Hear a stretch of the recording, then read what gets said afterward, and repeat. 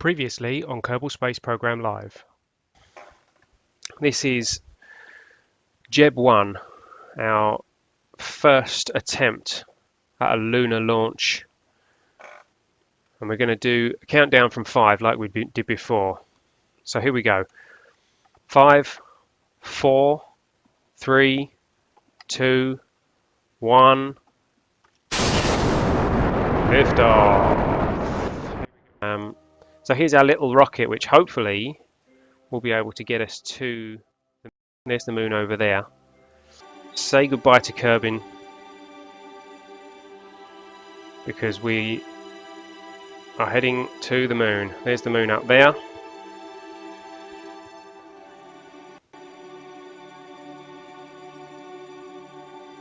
This planet is about to get much smaller. Let's speed up time.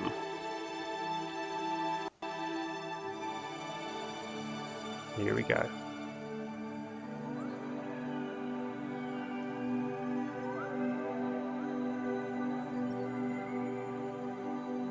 Bye!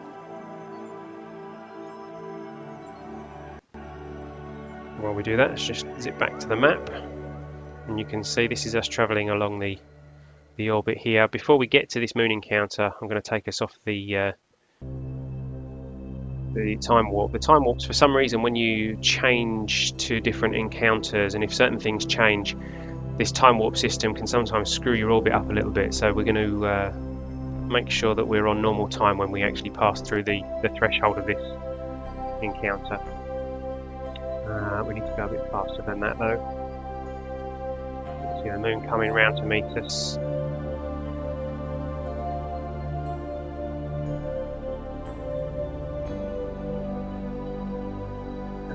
Okay, here we go. 2 minutes until moon encounter. And you'll see our display change when we actually reach this encounter point to show that we're technically orbiting around the moon. We're within the influence of the moon.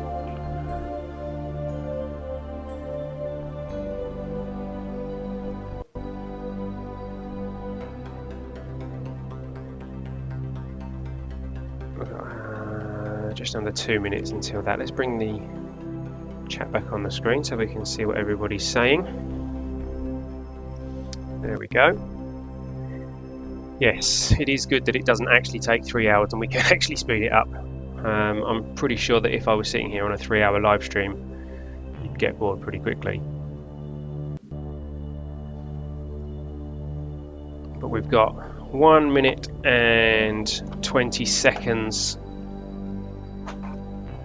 until we are officially orbiting the moon. Then we can start getting some signs. So there's the moon coming in very close now. Let's have a look at how Jeb's doing. Look at Jeb, he's in his element. Happy as a Kerbal can be. He's loving it. There's the moon there. And there's Kerbin behind us.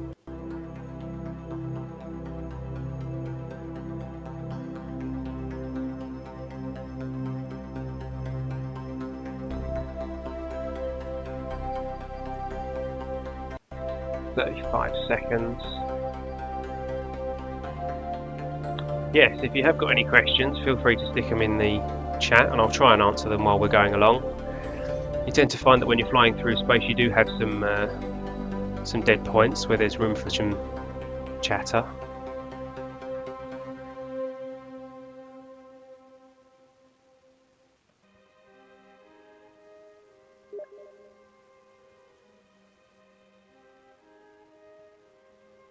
There we go, 3, 2, 1, and we should see it change. Bink, there we go.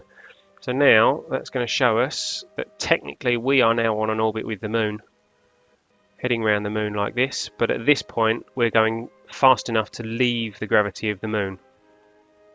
And we'll head round. Let's have a look at how much fuel we've got.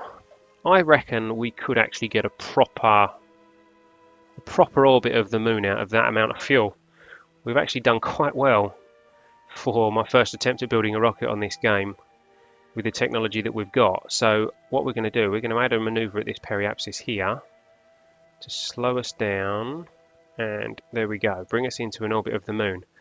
And I'm going to try and bring us as close as I sensibly can.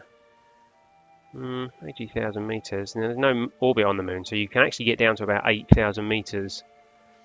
But I don't think that's really wise because of the fuel restrictions that we've got. If we had an extra fuel tank or some kind of backup, then we might be able to do that. But for now, that's about as good as we're going to get, I think. So that'll do it. So we need, mind you, 7 seconds of burn. We've got loads of fuel.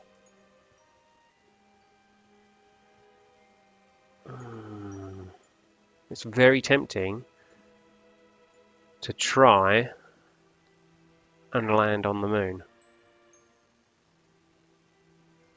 But we don't want to strand Jebediah on the moon if this all goes wrong.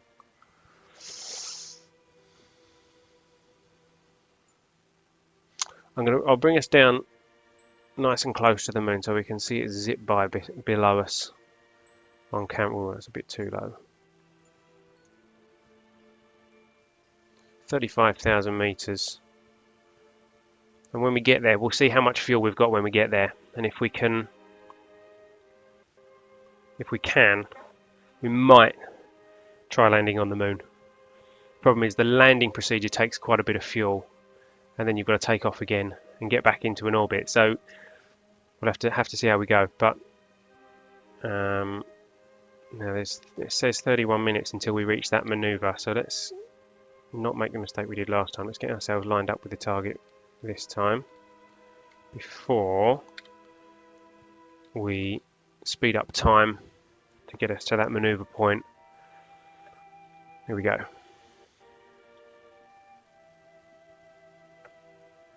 So it's coming into line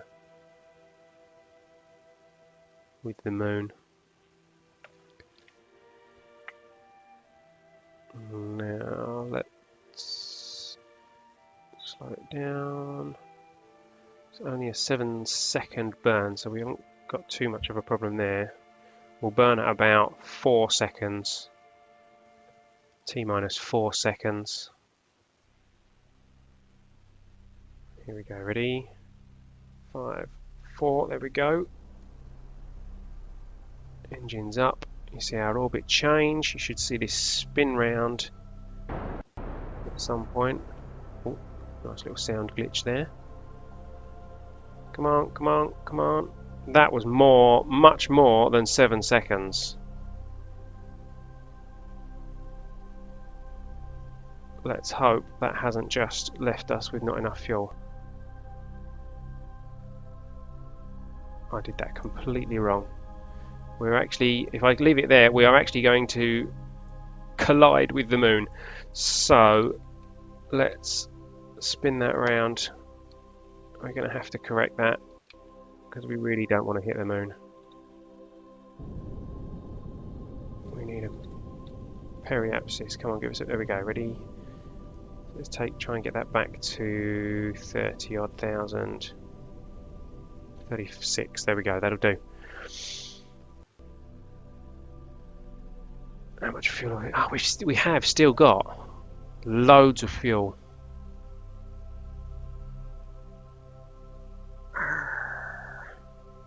It is tempting. I didn't pack any legs.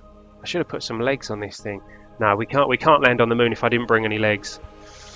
Because there's no way that I'm going to be able to land it flat on that little bit of engine there without breaking it or, you know, doing something stupid.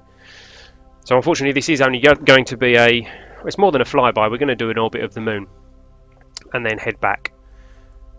But sadly we're not going to be landing on the moon today. Hopefully with a bit more science we can unlock some better engines and get a bit more control, and then we can do a proper landing. So now we're going to head round to get to the other side of this orbit, and then we'll do these crew reports and things to generate the science that we're looking for. So it would take 4 hours and 18 minutes to do this part of the orbit, but thanks to the magic of computer gamery, We can speed that up. 1,000 times speed. We can go faster than that as well, but it tends to kind of just zip past where you want to get to.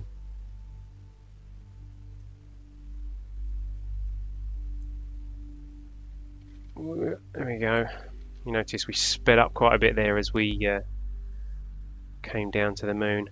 Unfortunately, we have ended up on the dark side of the moon, so we're not going to really see much from the rocket. As you can see, not really much to see there. However, we can still do our science reports, so let's get our mystery goo report.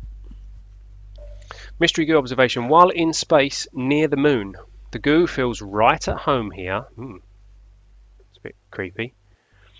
Data size 10 MITs, scientific value 30. Now, we can't transmit that. We haven't got nearly enough power to transmit that. So we're going to keep that data instead of transmitting it. We will take a standard crew report.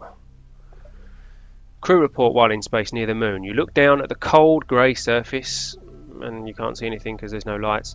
It looks really beat up with the craters. Well, that's to be expected. 15 scientific value for that one. We get 100% of the transmit value, and we probably have got just about enough power to send that, but I don't want to end up, we've used up this amount of energy just getting here, so I don't want to use up any more getting back and end up not being able to control the rocket as we come back into the atmosphere. So I am again just going to keep the data. And now, although it is dark, let's get Jeb out on an EVA. Where are you, Jeb? There he is, clinging on to the side of the rocket. Let's turn his lights on. Can we do that yet? Yeah, there we go. His lights on. So let go. We're going to float away, turn on his rockets, his jetpack. And we'll come back a bit, and there we go. There is our rocket. Can't see much of him. Whoops, getting a bit far away there. Let's keep it so that we can see the rocket. We don't particularly want to lose it.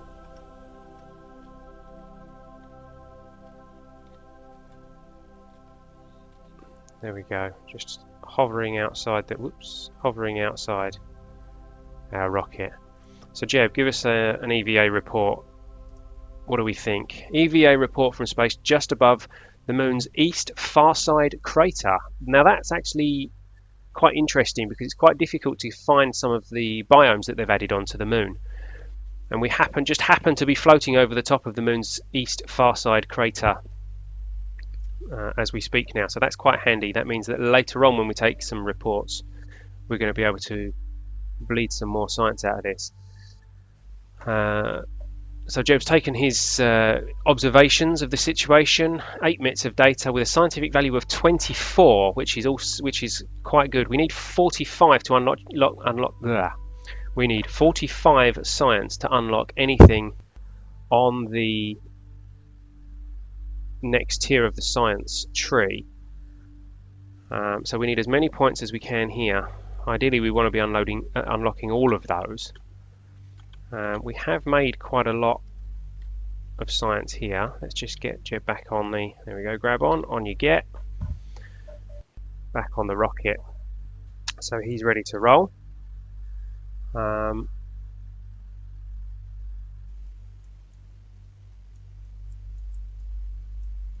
Yeah, so when we get back, we're going to be able to unlock some nifty new things to take with us on our next flight. But for now, we need to head back to Kerbal. Shall we do an orbit first? Shall we let it go around once? Or shall we just fire? No, I think we're going to let it go round, and we're going to come round to the apoapsis here and head back from there.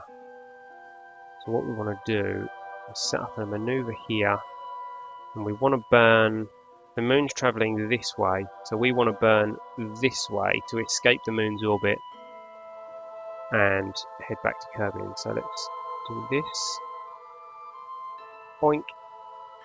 That will take us away from the moon.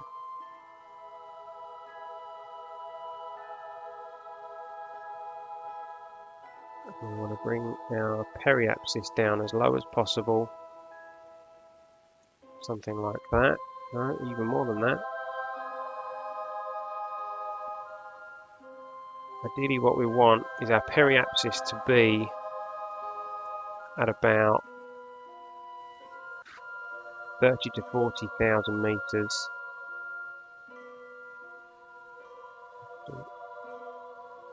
Obviously we don't want to crash into the planet, but we need to enter under the atmosphere.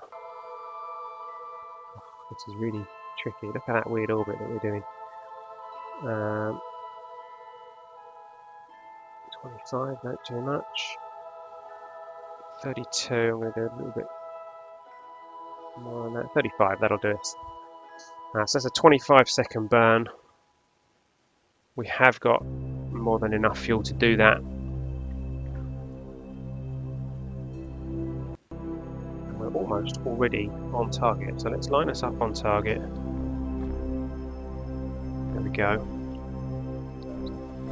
Just coming up to about 45 minutes. Oh no, just after 45 minutes on this stream. So we're not doing too bad. We've got to the moon in 45 minutes. That's quite impressive. However, it would be 4 hours to get around to this manoeuvre point, so we're going to speed up time again. And we shall see how we get on. Speed us up, 1,000 times speed. See our expected orbit coming into view.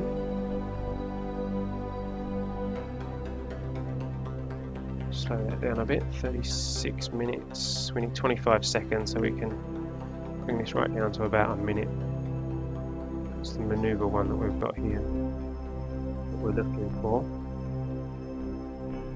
15, 11, 10, 9, 8, 7, 6, 5, 4, 3, 2, 1. Okay, zoom right in. So T minus 1 minute 26. So we need to, for a 25-second burn, we want to get to about 12.5 seconds. So 13 seconds. T minus 13 seconds, so that we are 13 seconds before our target and 13 seconds after our target to even our burnout. Let's do this from this view, shall we? Nicely in the view of the sun now. And there's the moon. We're going to be leaving the moon behind us. So we're coming up to time to say goodbye to the moon, guys.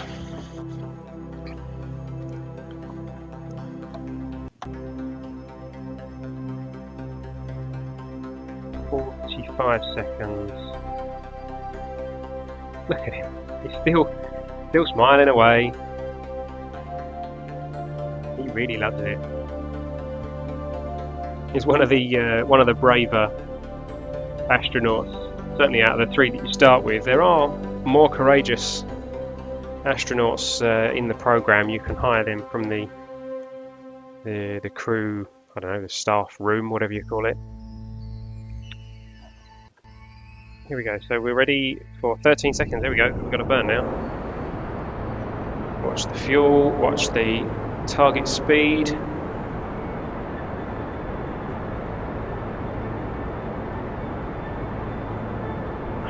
There's loads of fuel. Yeah, I wish I'd have put legs on it now. We could have landed on the moon. Cut this when this gets down to 0 or near enough to. There we go, that'll do.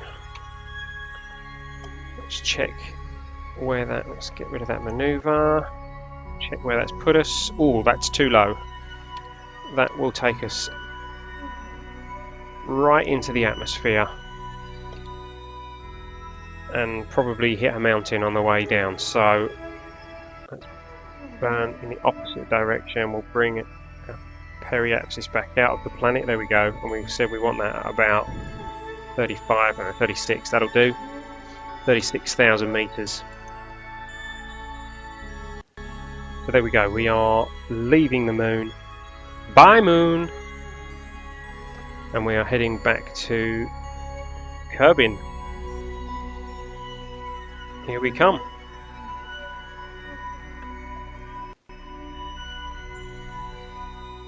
Speeding up time. This won't let me... There we go, we've left the moon's influence now. This won't let me speed up below 70,000 meters. So when we get to 70,000 meters, it will just stop, doink, like that. Oh, that wasn't 70,000 meters actually, that was 80 odd thousand meters. Here we go, we are back at Kerbin over the ocean at the moment. And getting ready to start our descent. What I'm going to do, we're doing 3,000 meters per second at the moment. That's extremely fast. So once we get down to the atmosphere, I'm going to do a retrograde burn. In fact, I could do it now. Doesn't really matter where we land. To take some of that speed off, use up the rest of the fuel. In fact, let's do that now. We are facing retrograde, which is the opposite direction to what we're traveling, so we can burn to slow us down. Here we go, ready? And we should hopefully see this speed drop off pretty quickly. With the added bonus of using up the rest of our fuel. That just saves us from skipping off the atmosphere and having to do another orbit before we can land.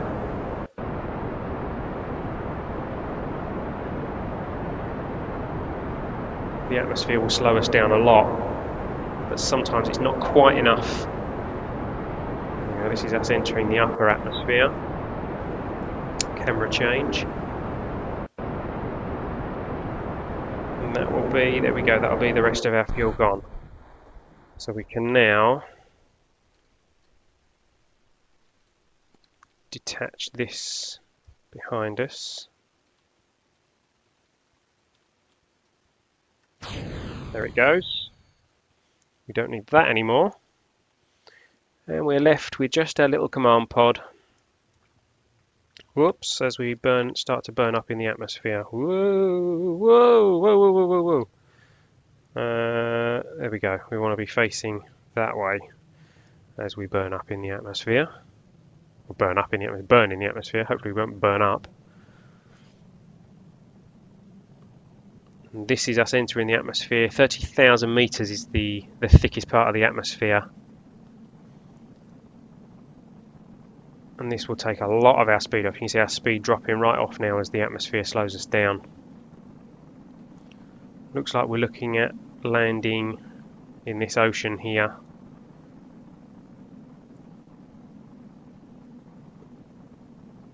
And once we're through this atmospheric effect, I'll pop the parachute to slow us right down, ready for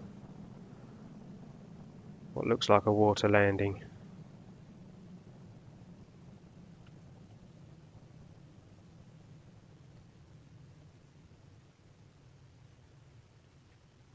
There we go. So that slowed us down to under 1,000 meters per second, under 600 meters per second. So let's pop the chute now. There it goes. Don't want to pop the chute too early, because if you're traveling too fast, as the chute comes out, it rips its own cord, and you end up just falling down to space, falling down to the planet. So that will slow us right down, and here we go. We're just going to dump straight in the water here. And Jeb's still happy as he can be, even though he's flying towards the ocean at 180 meters per second. He doesn't care. He has complete faith in this parachute.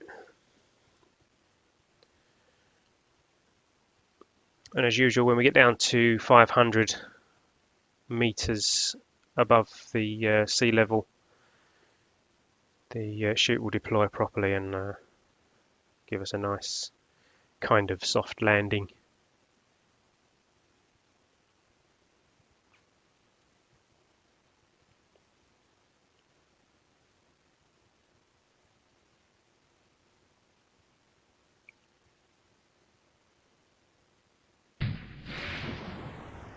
That noise was our engine that we let go of, landing in the water somewhere. Don't know why it was so loud. But there we go. Our parachute's deployed, slowed us down to 6.7 meters per second. That's still pretty fast when you think about it, but in astronaut terms, that's nice. A nice gentle descent back down to the planet.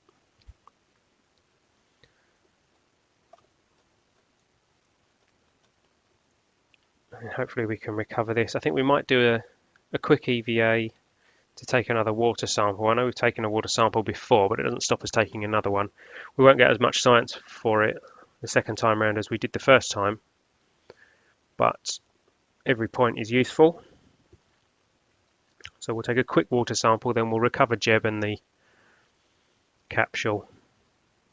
We can have a look at what we can unlock on the tech tree, and maybe you guys can help me decide what we're going to unlock.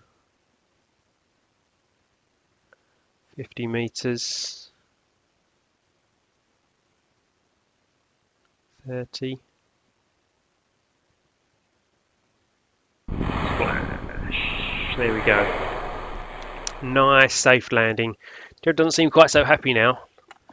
Maybe that's because he's not technically an astronaut anymore, because he's landed. Here we go. Let's get him out. Now, we couldn't get him back in before when we did this. I wonder if we can flip this. No. Nothing we do is going to flip this so that the door stays accessible. Ooh, no. We'll get him out anyway. Here we go. EVA. Swimming around. We can take an EVA report from here. Only 0.6 scientific value, so not really much. But we'll take a water sample, which is another 3 points. So 3 points is 3 points. And just have a quick attempt to get him back in.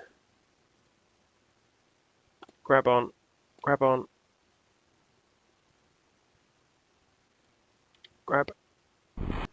No. Grab. No. If I do it quick enough, maybe we can... No. No, we're not going to be able to do that. So we're going to have to recover Jeb on his own. Here we go. And he'll give us the points for that EVA and the water sample that he's just taken. And then we can go to the tracking station and we'll recover the pod. So here we go. He gives us an extra 3.6, total of 21. And this will be our big one. Jeb 1, splash down. Recover that, and here we go. So we got 15 science points from the crew report while we were near the moon, 24 points from the EVA report while we were by the far side crater, 30 science points from the mystery goo observation while we were near the moon, and 20 science points for the recovery of a vessel returned from a suborbital flight of the moon. So total of 89 points recovered from this mission, giving us a total of 110 science points, which is pretty good. So let's get out of here. We'll go and see what we can unlock with those 110 points.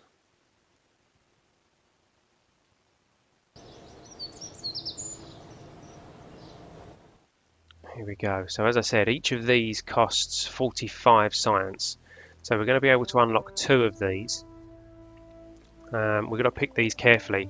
Up here we've got advanced rocketry, which unlocks a radial mount liquid engine. So that's an engine that we can stick on the side of our shuttle or on our rocket, which gives us quite a lot of control for landing and takeoff if you're on the moon or something like that. So that is ideally what we could have done with to land on the moon for this mission, but we hadn't unlocked it yet. And then this is a fuel tank, which is twice the size of the fuel tanks that I was using before, so that could be quite handy. Then this one we've got is general construction.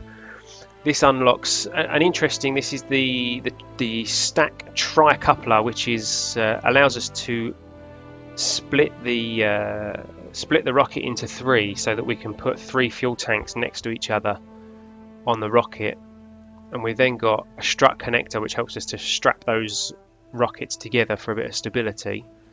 We then have a larger radial decoupler and the launch stability enhancer, which is like a crane that you connect to the rocket before you take off to help stabilize your rocket before you take off. The next topic is flight control. This gives us the R8 winglet, which is a movable winglet which helps you to stabilize and gives you some better aerodynamics during launch. It's handy for space planes, not really so handy for rockets, although we did have a little bit of trouble with control taking off on our last launch, so that could be handy. Mark 1 cockpit is a more streamlined cockpit, ideally meant for space planes, but can also be used on a rocket. We've then got the Stay Putnik, which is an unmanned capsule, I suppose, for our rocket, so we don't actually have to send Jeb or Bob up into space for those ones. The drawback with that being that you can't take a crew report, you can't take an EVA report if there are no crew to actually give those reports to you. So whilst that's handy for exploration, you can get some points from other things like the goo attached to your probe or whatever you want to call it. It's not very handy for landing on the moon and getting surface samples and things like that. And then we've got an inline reaction wheel, which is to add some extra torque to our rocket to help with maneuverability, stabilization, things along those lines. And then our final one down here is our science tech. Now this is very handy for unlocking extra science points. What we have down here is we have a rechargeable battery pack which gives us some more power. Obviously we haven't unlocked anything to be able to actually recharge those batteries as yet, but we can strap them to the side of our rocket to give us more power so that we can send more signal, send more transmissions back and hopefully get more science out of each mission. We've then got the Science Junior, which is like they call it a materials bay. You can send it up, you can observe the materials and get science points from the reports that you take from that. And then this is another comms. This is a deployable comms device, a bit like the antenna, but a little bit more flashy. Sends the signal a bit quicker, but uses just the same amount of power really to send the same amount of signal, so it doesn't make a huge difference. So what do we want to unlock on this? We've still got a few people in the chat here. I believe all you guys are still there. So someone make a suggestion. What do we think that we should be unlocking here? Do we want the extra fuel tank with the extra controllable rocket? Do we want the structural so that we can make a more bulky rocket? Do we want the flight control so that we've got a bit more maneuverability and stability, and possibly the option of sending up unmanned missions? Or do we want the science tech so that we can gather some more science a bit quicker to hopefully unlock some more things? What do we want to do, people? Give me a suggestion.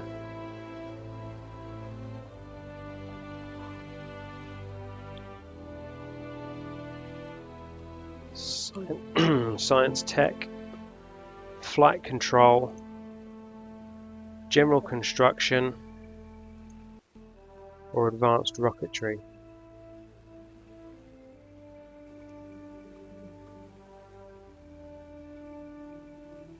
More fuel, Jelly's saying. We were okay for fuel, but the added control would be quite handy. We have got some legs somewhere that we unlocked somewhere before. Where are the legs? There's the legs. So if we've got enough fuel to get up there,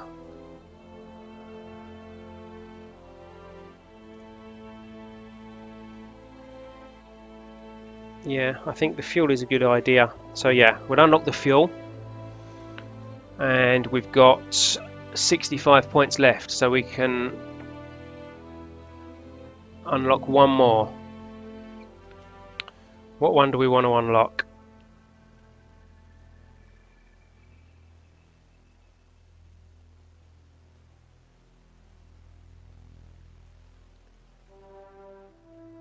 I think we should unlock the science tech so that we can unlock some more science points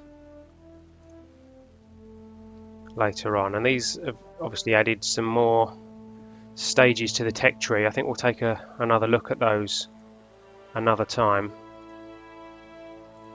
Some quite interesting stuff being unlocked there. But this should give us enough parts now to build perhaps a moon lander, so that we can actually start exploring some of the moon itself. So, what do we think? Do we want to try another rocket? Do we want to try another launch? Or do we want to leave it there and come back to this another time with some fresh eyes? What do we think? I think from the YouTube perspective, this will be where I cut the YouTube video for this episode. Hope you guys have enjoyed it.